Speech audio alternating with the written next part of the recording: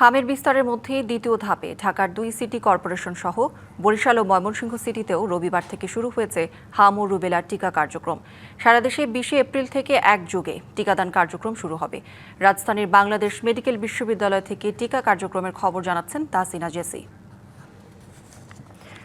আপনার প্রতিবেদন আমরা দেখছিলাম যে হামি শিশু মৃত্যুর সংখ্যা কিন্তু দিন দিন বেড়েই চলেছে। এক মাসে হামি মৃত্যুর সংখ্যা প্রায় 150 জন। হামির টিকা কার্যক্রম নিয়ে কি তথ্য রয়েছে আপনার কাছে? সেই সাথে জানাবেন যে সাধারণ মানুষকে সচেতন করতে সরকার থেকে কোনো ধরনের পদক্ষেপ গ্রহণ করা হয়েছে কিনা। কৌরি, আপনি গত কয়েকদিন ধরে আপনাদেরকে যেমনটি জানাচ্ছিলাম হামের প্রাদুর্ভাবের খবর, আমি এই মুহূর্তে রয়েছি রাজধানীর বাংলাদেশ মেডিকেল বিশ্ববিদ্যালয়ে। এখানে হামের একটি বিশেষ ওয়ার্ড খোলা হয়েছে এবং এখানে 8টি শয্যা রয়েছে। এই 8টি শয্যাতেই হামের রোগীরা রয়েছে, সবাই 5 বছরের নিচে শিশু আমরা দেখতে পাচ্ছি। ইতিমধ্যে চিকিৎসকরা এই হামের ওয়ার্ডটিতে রয়েছেন, তারা শিশুদেরকে খবর নিচ্ছেন যে তাদের কার কি অবস্থা আপনারা দেখতে পাচ্ছেন। আসলে কৌরি, আপনি জানেন যে গত কয়েকদিন ধরে যে হামের টিকাদান কার্যক্রম শুরু হয়েছে, সেটি মূলত রাজধানীতে সিটি কর্পোরেশন পরিচালনা করছে। সিটি কর্পোরেশনের ওয়ার্ড ভিত্তিক যে টিকাদান কেন্দ্রগুলো রয়েছে সেখানে আসলে টিকাদান কার্যক্রম চলছে। হাসপাতালে টিকাদান কার্যক্রম আমরা চলতে দেখিনি।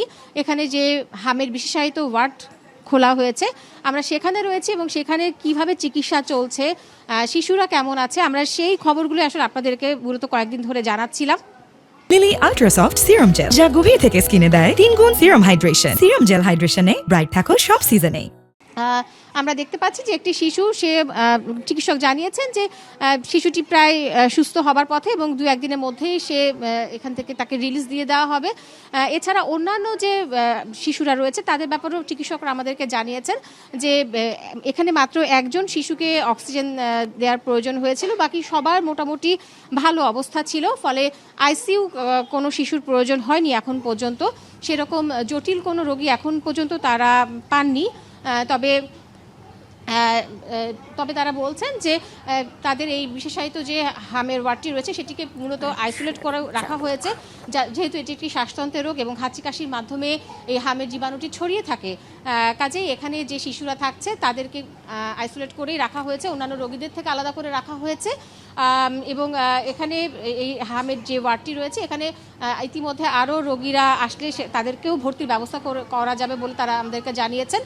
তো কৌরি, এই ছিল আমার কাছে এখানকার সর্বশেষ অবস্থা। ধন্যবাদ আপনাকে।